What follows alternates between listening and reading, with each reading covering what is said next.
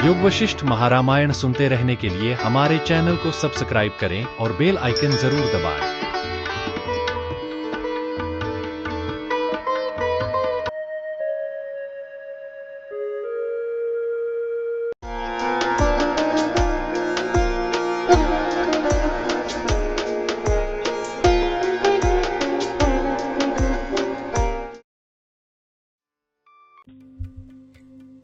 निर्वाण प्रकरण सर्ग 81। कुंडलिनी के प्रसंग से रोगों की उत्पत्ति और उनके नाश के क्रम तथा सिद्धि और सिद्धों के दर्शन के उपाय आदि का वर्णन। यदा प्राणालितो याति हृदय कुंडलिनी पदम तदा संविदु दैत्यंतर्भूत तन मात्र बीजभूत। हृदय में जब प्राणवायु कुंडलिनी स्थान तक पहुंच जाती है तब भीतर में भूत और तन्मात्रा की बीज भूमि संवित उदित होती है। इससे बुद्धि शक्तियों में स्फूर्ति पदार्थित्व का उपादान करते समय इस अंश को स्पष्ट समझाने के लिए जो स्थूल और सूक्ष्म पंचभूतों का विचार किया गया था उसकी संगति दिखलाते हुए आकाश गमनादि सिद्धियों में बीजभूत प्राणाभ्यास में उपयुक्त प्रस्तुत कुंडलिनी में प्राणादि की उत्पत्ति का प्रकार दिखलाते हैं। महाराज वशिष्ठ जी ने कहा है, श्री राम जी, स्थूल शरीरात्मक पंचक के मूलाधार उस कुंडलिनी में जिसका हमने पहले वर्णन किया था, इस लिंगात्मक पंचक का उपादान कारण भूत सूक्ष्म सदा 5 प्राणवायुओं के रूप से स्फुरित होती है। प्राण रूप से अंदर स्फुरित हुई वह कुंडलिनी वायु धर्म और स्वधर्म से स्पंद स्पर्श और संवित इन 3 रूपों की कल्पना स्वरूप बनकर कला, चित्त, जीव, मन, संकल्प, बुद्धि, अहंकार, पूरी अष्टक, लिंग इत्यादि नामों को करणादि व्यापारों की उपाधियों से प्राप्त करती है। वह कुंडलिनी प्राण रूप से अंदर स्फुरित होकर वायु के धर्म से तथा अपने धर्म से स्पंद स्पर्श और संवित इन 3 रूपों की निर्मल कल्पना स्वरूप बनकर शीघ्र संकल्प करने से कला और चेतन से चित्त कही गई है। जीवन धारण करने से वह जीव स्वरूपता को प्राप्त है तथा मनन करने से मन रूप से वह स्थित है। संकल्प करने से संकल्प और बोध करने से बुद्धि कही गई है। यह अहंकार करने के कारण अहंकार रूपता को प्राप्त हो चुकी है। पूरी अष्टक नाम धारणी या कुंडलिनी देह में सर्वोत्तम जीव शक्ति रूप से स्थित है। शरीर में प्रधान रूप से स्पंद शक्ति कहाँ रहती है, इस अभिप्राय से उसके 3 स्थान दिखलाते हैं। अपान वायु होकर वह सदा नीचे की ओर बहती है। समान नाम से नाभि के बीच में तथा उदान नाम से ऊपर स्थित रहती है। वृत्ति भेद का यानी भिन्न भिन्न स्थानों में उसके रहने का प्रयोजन कहते हैं।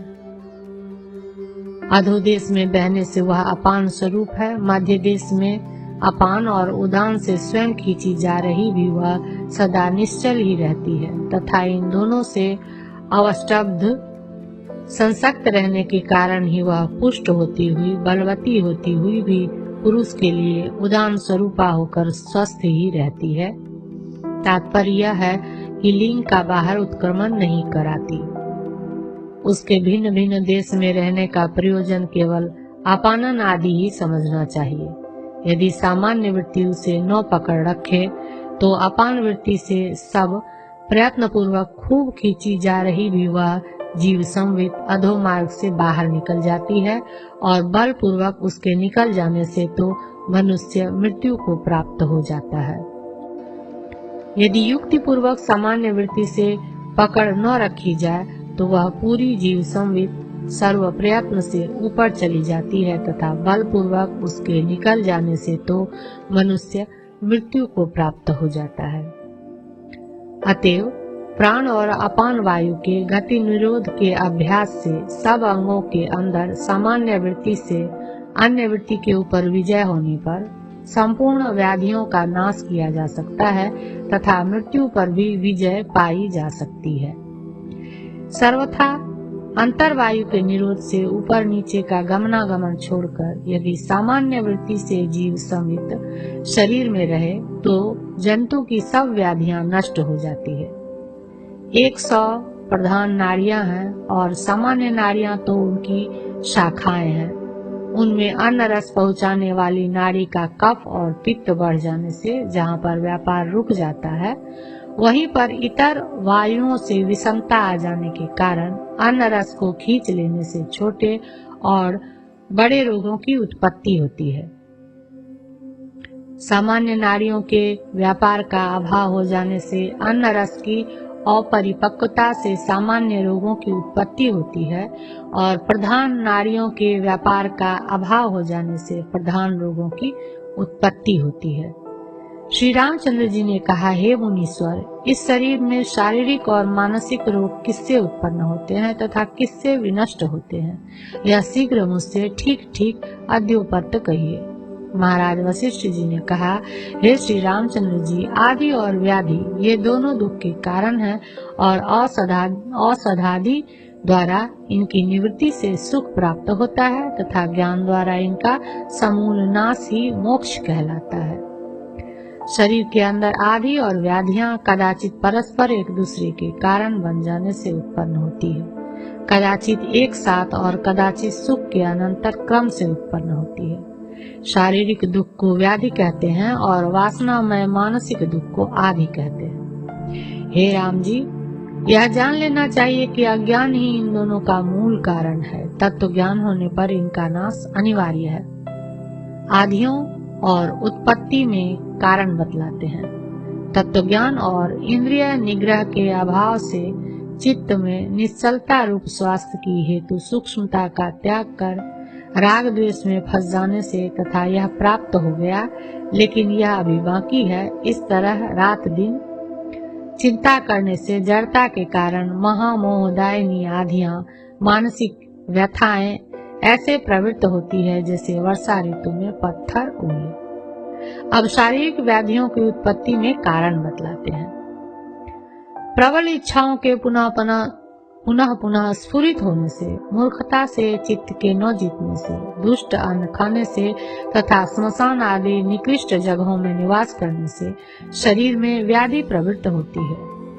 आधी रात में तथा प्रदोष आदि काल में भोजन एवं मैथुन आदि व्यवहार से, दुष्कर्म करने से, दुर्जनों की संगति रूप दोष से तथा विष, सर्प, व्याघ्र और चोर आदि की मन में शंका करने से शरीर में व्याधि प्रवृत्त होती है और छिद्रों में अन्न रस का प्रवेश न होने के कारण नाड़ियों के क्षीण होने से अथवा छिद्रों में अन्न रस वात आदि का द्विगुणित प्रवेश हो जाने के कारण नाड़ियों के परिपूर्ण हो जाने से कफ, पित्त आदि के प्रकोप से, प्राण के व्याकुल होने से तथा चोर आदि के द्वारा शरीर के विकल हो जाने से, अनेक दोषों के द्वारा अस्वस्थता के कारण शरीर के आकार का विपर्य रूप रोग उस प्रकार देह में प्रवृत्त होता है जिस प्रकार वर्षा और गर्मी में नदियों के आकार का विपर्य।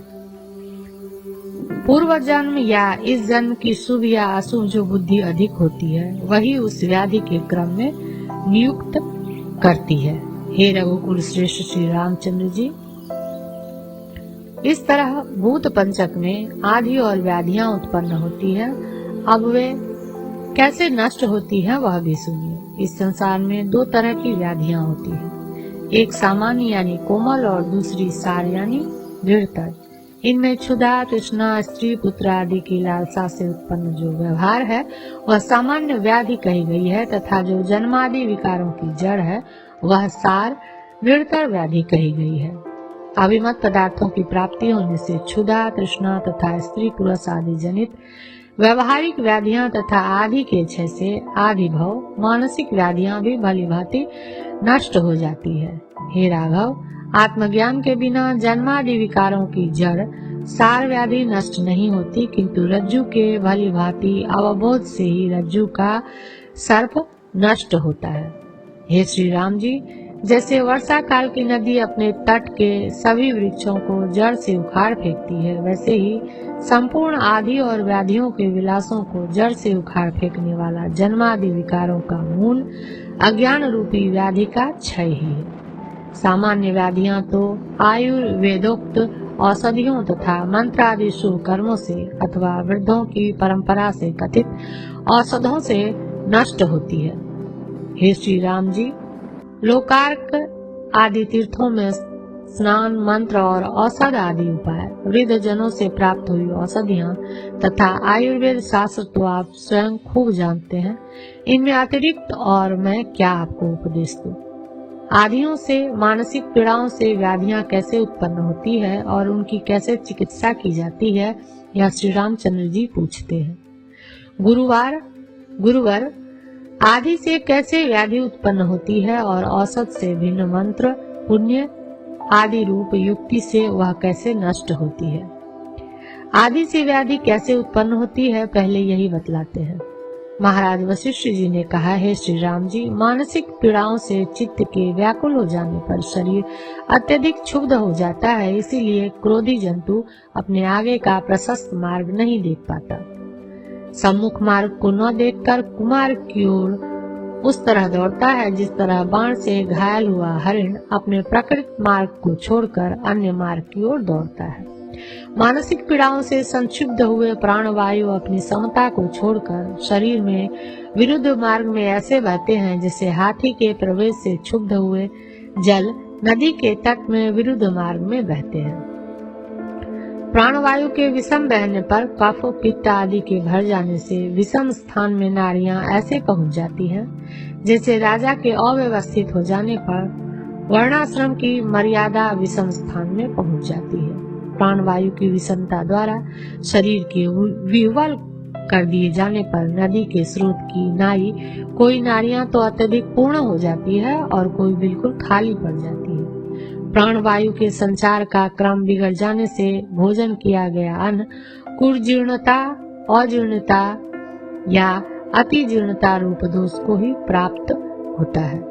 समान नामक प्राणवायु भुक्त अन्नों को रस बनाकर संपूर्ण शरीर में अपनी अपनी जगह से ठीक तरह से ऐसे पहुंचा देता है जैसे नदी का वेग पूर्व दिशा में काष्ठ को पहुंचा देता है। निरोध से जो अन्न शरीर के भीतर स्थित रहते हैं वे ही व्याधि रूप से परिणत हो जाते हैं, क्योंकि धातु की विषमता रूप परिणाम कर देना उनका स्वभाव है। इस तरह आदि से व्याधि उत्पन्न होती है और आदि के अभाव से व्याधि भी नष्ट हो जाती है। और हे श्री रामचंद्र जी, जिस प्रकार मंत्रों से व्याधियां विनष्ट होती है वह भी क्रम आप सुन लीजिए। जिस तरह हड़र के फल स्वभावतः विरेचन रूप कार्य करते हैं, यानी दस्त पैदा करते हैं, उसी तरह वायु, अग्नि, पृथ्वी, जल आदि के बीज रूप गैरलव आदि मंत्रों के वर्ण भी मांत्रिक भावना के वश से नारियों में रोगाकार परिणत अन्न रसों का उत्सारण, पाचन आदि कार्य करते हैं। आदियों के उपशमन का उपाय बतलाते हैं। हे साधो, शुद्ध और पवित्र साधु सेवन रूप क्रिया से मन ऐसे निर्मलता को प्राप्त होता है जैसे कसौटी से सुवर्ण। हे राघव, चित्त के शुद्ध हो जाने पर शरीर में आनंद ऐसे बढ़ता है जैसे पूर्ण चंद्रमा के उदित होने पर इस भुवन में निर्मलता। सत्व की अंतःकरण की शुद्धि से ये प्राणवायु अपने क्रम से बहते हैं और अन्न का परिपाक करते हैं। इससे सब व्याधियां नष्ट हो जाती हैं। प्रासंगिक प्रश्न का उत्तर देकर अब जो प्रकृति सिद्धि में हेतु है उसका निरूपण आरंभ करते हैं। हे श्री रामचंद्र जी, कुंडलिनी के कथा प्रसंग से आदि और व्याधि के नाश तथा उत्पत्ति के क्रम का वर्णन मैंने आपसे इस तरह कर दिया। अब आप प्राकृतिक प्रसंग सुनिए। हे राघव, पुर्यष्टक नामक लिंगात्मक जीव की आधारभूत कुंडलिनी को आप सुगंध की आधारभूत पुष्प मंजरी की नाई जाने। पूरक के अभ्यास से जब प्राणी कुंडलिनी को भर करके यानी कूर्माकार नाड़ी में प्राणवायु को रोक करके समरूप से स्थित होता है, तब मेरु पर्वत के समान स्थिरता अर्थात भैरवी सिद्धि तथा काय की गुरुता गरिमा नामक सिद्धि उसे प्राप्त होती है। जिस समय पूरक से पूर्ण शरीर के भीतर मूलाधार से लेकर ब्रह्मरंध्र पर्यंत लंबा करके प्राणवायु को ऊपर खींचकर प्राणवायु के निरोध से उत्पन्न गर्मी और तत्प्रयुक्त शारीरिक और मानसिक कष्ट सहन करने के लिए संवित कुंडलिनी ऊपर की ओर पहुंचाई जाती है। उस समय प्राणवायु को ऊपर खींचने से डंडे की नाई लंबी होकर वह कुंडलिनी देह में बंधी हुई लता के समान सब नाड़ियों को अपने साथ लेकर अधिक अभ्यास होने के कारण सांपिन की तरह शीघ्र ऊपर चली जाती है। वह कुंडलिनी ऊपर कैसे चली जाती है यह कहते हैं। और उस समय नाड़ियों में वायु भर जाने से अवकाश रहित पैर से लेकर मस्तक तक बिल्कुल हल्के हुए शरीर को कुंडलिनी इस तरह ऊपर उठा ले जाती है जिस तरह पवन पूर्ण जलगत भाथी धौकनी नर को जल के ऊपर उठा ले जाती है। यही योगियों का आकाश गमन है। इस तरह अभ्यास रूप विलास से युक्त आकाशगामी योग से अर्थात आकाश के साथ शरीर का संबंध बनाने के लिए किए गए संयम रूप योग से योगी लोग ऊपर गति को ऐसे प्राप्त हो जाते हैं जैसे भिखारी लोग किसी पुण्य के योग से इंद्र पदवी को। तात्पर्य यह है कि जैसे गरीब आदमी किसी पुण्य के योग से इंद्र पदवी प्राप्त कर मारे आनंद के उड़ने लगता है, वैसे ही योगी लोग अपने योग के बल से आकाश में जाकर आनंद से उड़ने लगते हैं। आकाशगामी सिद्धों के दर्शन में उपाय बतलाते हैं।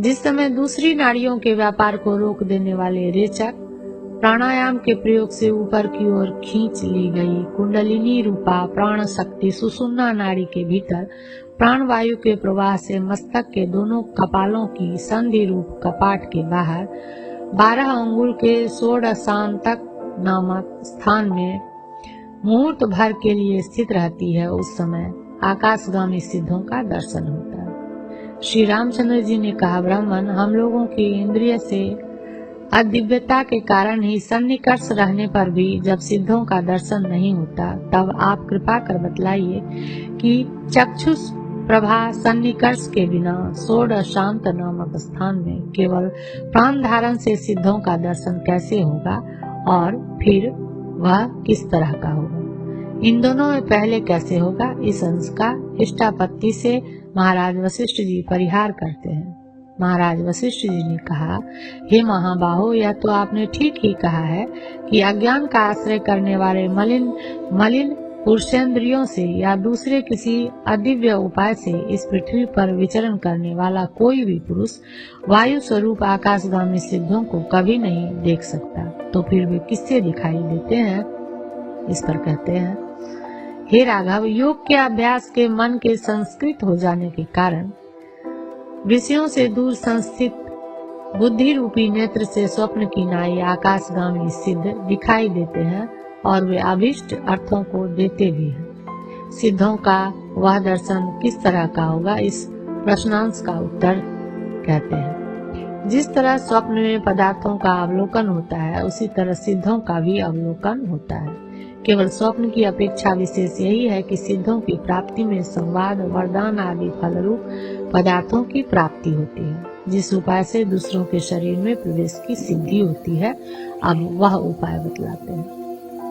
रेचक प्राणायाम के अभ्यास रूप युक्ति से मुख से बाहर अंगुल परिमित देश में प्राण को चिरकाल तक स्थित रखने पर योगी अन्य शरीर में प्रवेश कर सकता है।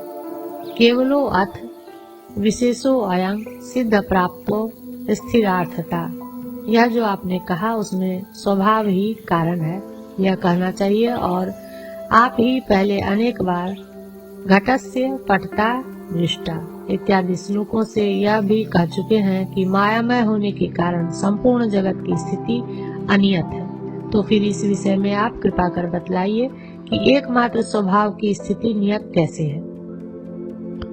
ब्राह्मण, एक स्वभाव की चिरकाल तक अचल स्थिति कैसे रहती है, यह कृपा कर आप बतलाइए, क्योंकि अपने शिष्यों के ऊपर दया रखने वाले प्रवचनशील महात्मा लोग कठिन प्रश्न पूछने पर भी खेद नहीं करते। सत्य संकल्प परमेश्वर की सृष्टि काल में संकल्प प्रयुक्त वस्तु स्वभाव की नियति भी सृष्टि काल तक ही नियत रहती है, फिर प्रलय होने पर वह नहीं रहती। इस तरह संपूर्ण पदार्थों के स्वभाव की नियति के भंग में किसी तरह का विरोध नहीं है। इस आशय से अपने पूर्वोक्त का स्मरण दिलाते हुए महाराज वशिष्ठ जी श्री रामचंद्र जी के प्रश्न का उत्तर देते हैं। हे श्री रामचंद्र जी, सत्य संकल्प परमात्मा के स्वभाव नामक शक्ति जो सर्ग आदि में जिस तरह स्फुरित होती है, उसी तरह वह सर्ग के प्रलय तक स्थित रहती है, यह निश्चय है। काल और देश के भेद से भी वस्तुओं की शक्ति में अनियतता अनिश्चितता देखी गई है, इसे कहते हैं। हे श्री राम जी, अविद्या के अवस्तु रूप होने से वस्तुओं की शक्ति भी कहीं कहीं अर्थात काम रूप देश आदि में भिन्न भिन्न स्वरूप की होती है। वसंत ऋतु में शरतकालीन व्रीहि आदि फल भी दिखाई देता है। नाना और अनाना रूप अनियत स्वभाव से स्थित यह सब कुछ ब्रह्म ही है। तात्पर्य है कि ब्रह्म स्वभाव से ही यह संपूर्ण जगत निश्चित एक रूप वाला है, न कि दूसरे स्वभाव से। प्राणियों के कर्म और उनके फलों का भोग व्यवहार के लिए केवल अज्ञात ब्रह्म ही कुछ काल तक नियत स्थिति धारण करके विकसित होता है। अब अनिमा और महिमा नामक सिद्धि की किस उपाय से सिद्धि होती है, यह श्री रामचंद्र जी पूछते हैं। हे ब्राह्मण, सूक्ष्म छिद्रों में गमन करने के लिए इस देह को अणु तथा आकाश को पूर्ण करने के लिए इस देह को स्थूल योगी लोग कैसे बना डालते हैं। अगले सर्ग में इस प्रश्न का उत्तर विस्तार पूर्वक बतलाने की अभिलाषा रखते हुए उसकी भूमिका रूप से वहीं पर देह में अग्नि सोम व्याप्ति का निरूपण करने के लिए प्राण और अपान वायु के संघर्ष से मध्य में जठराग्नि की निष्पत्ति में दृष्टांत देते हैं। महाराज वशिष्ठ जी ने कहा, हे श्री राम जी, जिस तरह लकड़ी और आरे के संघर्ष से लकड़ी के दो हिस्से हो जाते हैं, उसी तरह प्राण और अपान वायु के संघर्ष से जठराग्नि स्वभावतः उत्पन्न हो जाती है। प्राण और अपान वायु के संघर्ष की उपपत्ति के लिए परस्पर एक दूसरे को अपनी ओर जो खींचते हैं, उसमें कारण बतलाते हैं।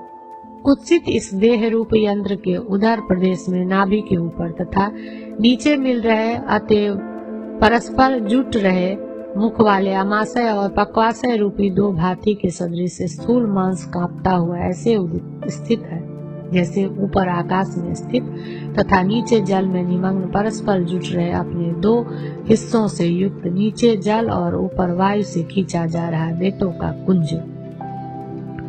ठीक है, उससे प्रकृति में क्या आया, इस पर कहते हैं। उस मांस के नीचे के हिस्से में स्थित जो भांति के सदृश एक भाग है, उसके मूल भाग स्वरूप मूलाधार में सब कार्य कारण संघात की प्राणप्रद होने से लक्ष्मी के सदृश पूर्वोक्त कुंडलिनी भीतर उस तरह नीलीन रहती है जिस तरह पद्मराग की पिटारी के भीतर मुक्तावली जब काल में घुमाई जा रही रुद्राक्ष माला की नाई वह सदा सरसराती रहती है, यानी प्राणों के ऊर्ध्वगमन द्वारा कंपन से अव्यक्त ध्वनि करती है तथा दंड से आहत सांपिन की तरह वह ऊर्ध्वमुख से परिवर्तन किया करती है।